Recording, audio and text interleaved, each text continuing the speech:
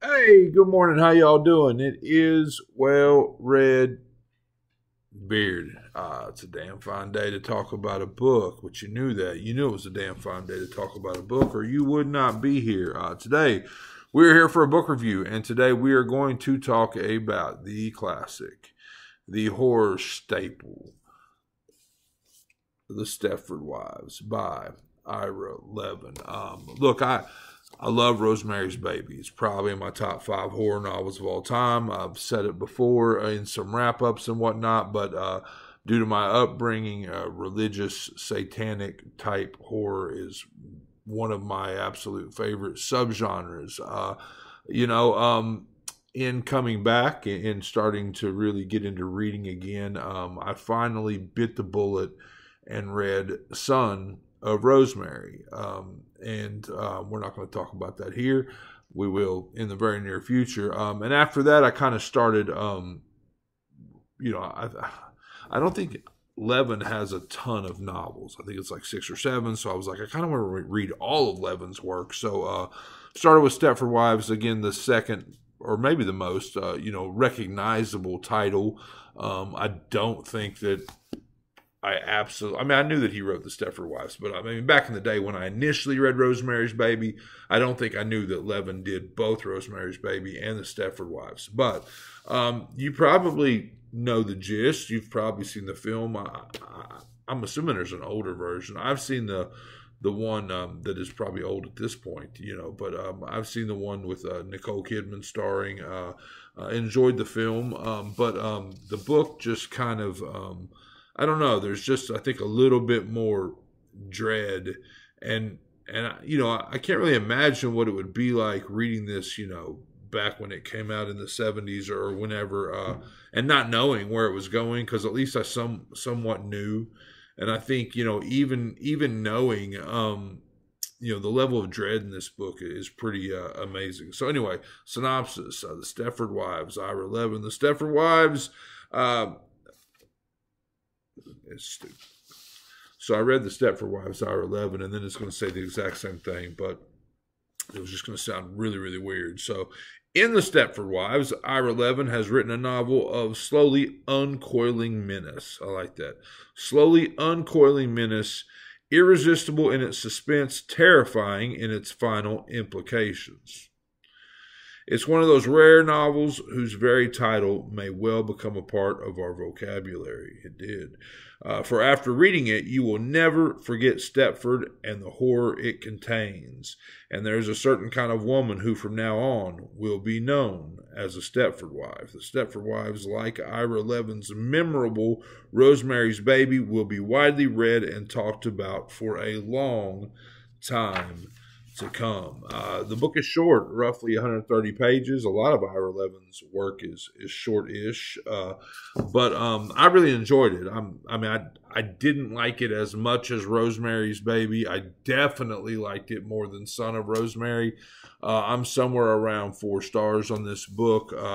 Our main character is a forward-thinking woman. She, is not your stereotypical housewife, and they move into this neighborhood. They're both, I guess, what you would call, again, open-minded, liberal thinking, the type of couple, and they move into this neighborhood, and and again, I don't want to go too much into it because you probably know, but they move into this neighborhood, and this neighborhood has a men's club, like, by moving, it's like I don't know if you moved into a place on a golf course or whatnot, but they have like basically like a fraternity house where the men go hang out, and initially, her husband doesn't really want to be involved with it, thinks it's antiquated way of thinking or behaving or whatever, but and then it's like, well, I'm going to change it from the inside out, right? And meanwhile, she's left with not much to do. Tries to get some relationships going with some of the other housewives around the neighborhood, and they're always cleaning. I mean, ridiculously cleaning, like scrubbing every inch of their house, and they, so much so that they don't have time to, get a coffee. They don't have time to even have a conversation. They're kind, and they're not mean about it, but they're too busy to do anything.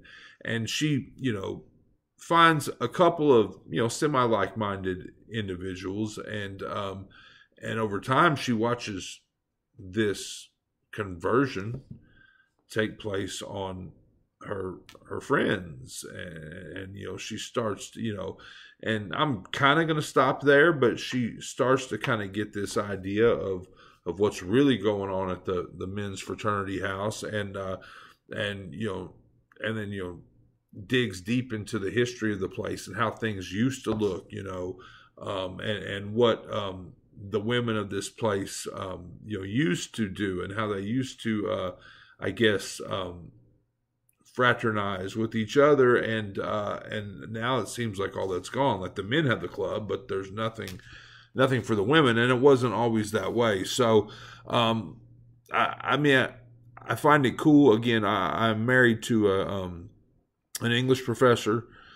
She's also a professor of women and gender studies.